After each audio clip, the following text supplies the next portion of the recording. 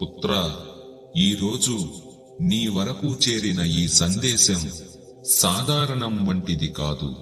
నీ మీద నా కరుణ యొక్క దివ్య సందేశం. పుత్రా, నీ జీవితం కొత్త మలుపు తిరగబోతోంది. నీవు చాలా కాలంగా అలసిపోయావు. నీ కుటుంబం కోసం, బాధ్యతల కోసం, నీ కలల కోసం అపారమైన త్యాగం చేశావు. కానీ వారికి నీ యొక్క విలువ కనిపించడం లేదు. బయట చాలా మంది నీ మంచితనాన్ని అర్థం చేసుకొనలేక కొందరు నిన్ను తప్పుగా అర్థం చేసుకుంటూ ఉన్నారు. మాటలతో నీ మనస్సును నిన్ను గాయపరిచారు. పుత్రా, నేను మాత్రం నీ అంతరంగంలో ఉన్న మౌనాన్ని కూడా వింటూ ఉన్నాను. నీ ప్రతి కన్నీటి బొట్టుని నేను గుర్తుంచుకున్నాను. పుత్రా, ఈరోజు నేను నీకు చెబుతూ ఉన్నాను, ఇప్పటి వరకు వచ్చిన కష్టం నీకు శిక్ష కాదు, శిక్షణ. ఇక నుంచి అదే నీకు బలం అవుతుంది, అదే విజయం అవుతుంది. ఈ సోమవారం నుంచి నీ జీవితాన ఒక కొత్త ఉదయం మొదలవుతూ ఉంది. ఇప్పటి వరకు ఎదురైన వైఫల్యాలు, అడ్డంకులు, అవమానాలు నిన్ను బలహీనుడిగా కాకుండా లోపల నుండి దృఢత్వం చేస్తాయి. అయితే ఇప్పుడు ఆ బలాన్ని పరీక్షించుకునే సమయం కాదు, ఆ శక్తితో ఎగిరే సమయం ఇది.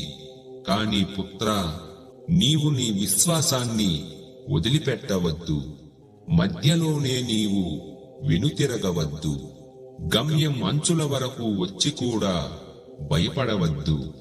నిన్ను తక్కువ అంచనా వేసిన వాళ్లను నీవు నిరూపించుకోవడానికి కాదు, నీవు నిన్ను చూపించుకొనడానికి ముందుకు సాగు.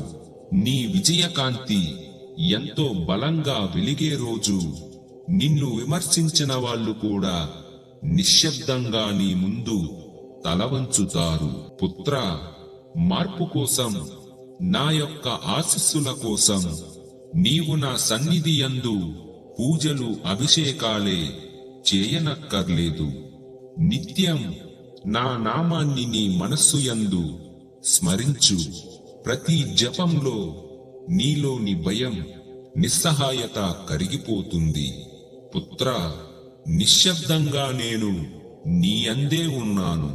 బిడియం, భయం వద్దు పుత్రా, నేను ఉన్నాను. నీ మనస్సులో నిశ్శబ్దంగా, ఏ గణన లేకుండా నీకు సౌకర్యంగా ఉన్నంతసేపు నా నామాన్ని నీ మనస్సు యందు స్మరిస్తూ ఉండు.